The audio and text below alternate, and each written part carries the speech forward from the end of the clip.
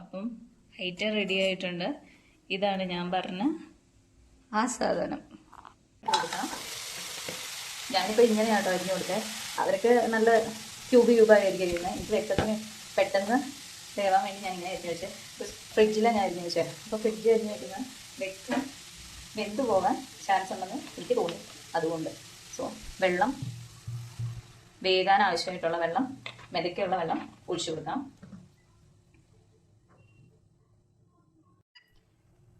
എന്നിട്ട് ഇതിലേക്ക് ആവശ്യമായിട്ടുള്ള ഉപ്പ് ഇട്ട് കൊടുക്കാം.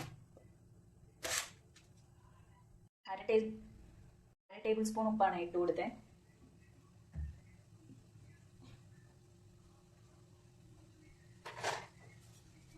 അതിരുന്ന് വെന്തോട്ടെ. മൂടി വെച്ച് നമുക്ക് വേവിച്ച് എടുക്കാം. വേവ് കുറഞ്ഞ കപ്പയാണ്. അത് കാരണം വിസില് ഇപ്പം കുക്കറിലൊക്കെ ഇടുന്ന ആൾക്കാരെ വേവ് അനുസരിച്ചാണ് വിസില് എത്ര എണ്ണമെന്ന് കാൽക്കുലേറ്റ് ചെയ്യുന്നത്. അപ്പൊ വേവ് കൂടുതലാണെങ്കിൽ വിസില് അതിനനുസരിച്ച് 3 എണ്ണമൊക്കെ അടിക്കണമായിരിക്കും. ഒട്ടും വേവില്ലാത്ത കപ്പയാണെങ്കിൽ 2 വിസില് അങ്ങോട്ടൊക്കെ ഇതാവും. ഇത് കണ്ടില്ലേ, ഇട്ടപാടെ തന്നെ വെന്ത് ഒരു ട്രാൻസ്പെരന്റ് പോലെ, ഒരു ട്രാൻസ്പെരന്റ് അല്ല, പക്ഷെ ഒരു ആ ഒരു ടെക്സ്ചർ മാറി വരും. ഇനി അടച്ചു വെച്ച് നമുക്ക് വേവിക്കാം. അതുപോലെ തന്നെ ഞാൻ വെളുത്തുള്ളി ഒരു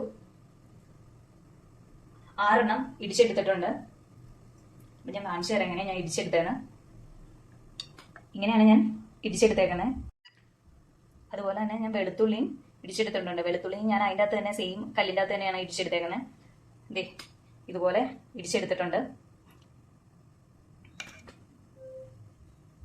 ഞാനിത് പതുക്കെ മാറ്റി നോക്കട്ടെ എന്തായി അവസ്ഥ.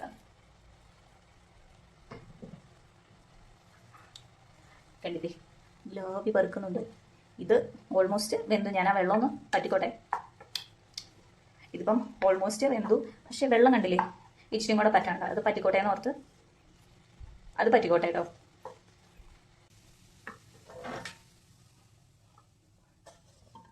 നമുക്ക് ഇതിലേക്ക് എണ്ണ ഒഴിച്ചു കൊടുക്കണം.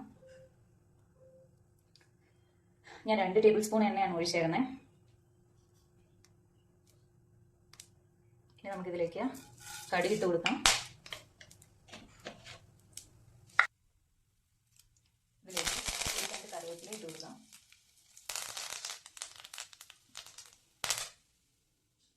ഫ്ലെയിം കുറച്ച് വെച്ചേരാം.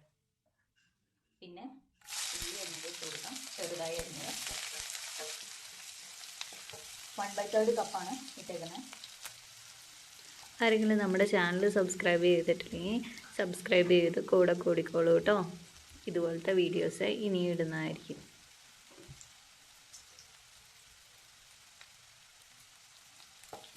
ഒന്ന് ഇളക്കിയിട്ട് കൊടുക്കാം കേട്ടോ.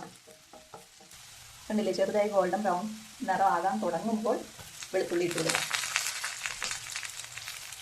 6 വെളുത്തുള്ളി ഇടിച്ചത് ഇട്ട് കൊടുക്കാം.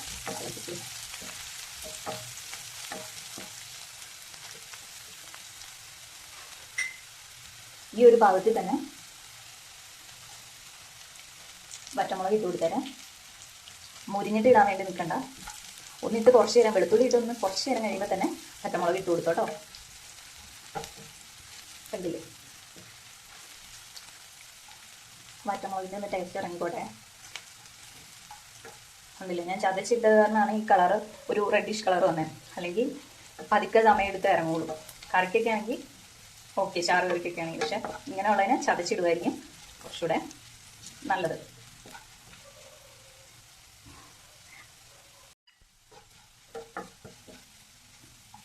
ഇതിപ്പം റെഡിഷ് കളർ മാറി ചെറിയ ബ്രൗൺ പോലെ ആകാൻ തുടങ്ങി. കണ്ടില്ലേ, വറന്നു വന്നു മുളക്. അപ്പം നമുക്കിനി ഒരുപാട് കപ്പ അരിഞ്ഞിട്ട് വെള്ളത്തിൽ കുറച്ച് നേരം ഊറാൻ വേണ്ടി ഇങ്ങനെ കുറച്ച് നേരം വെച്ചായിരുന്നു. അത് ലൈക്ക് 1 hour സംതിങ് ഫ്രിഡ്ജിൻ്റെ അകത്താണ് വെച്ചത്. അപ്പം എന്താണെന്ന് വെച്ച് കഴിഞ്ഞാൽ എന്തെങ്കിലും കപ്പയ്ക്ക് എന്തെങ്കിലും കട്ട കയ്പോ അല്ലെങ്കിൽ കപ്പയ്ക്ക് എന്തോ കട്ട എന്തോ ഒരു സാധനം പറയട്ടെ, അതൊക്കെ ഉണ്ടെങ്കിൽ പോകും. അപ്പം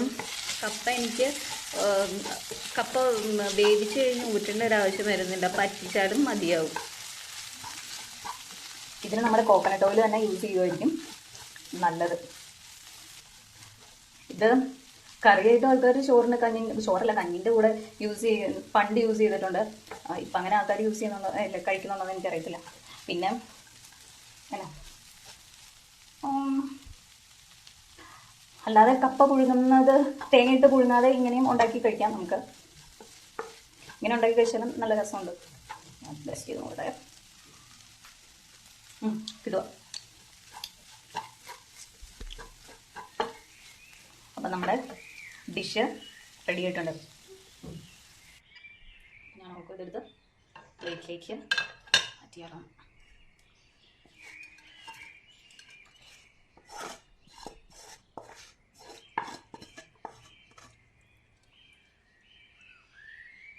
അപ്പം ഐറ്റം റെഡി ആയിട്ടുണ്ട്. ഇതാണ് ഞാൻ പറഞ്ഞ ആ സാധനം.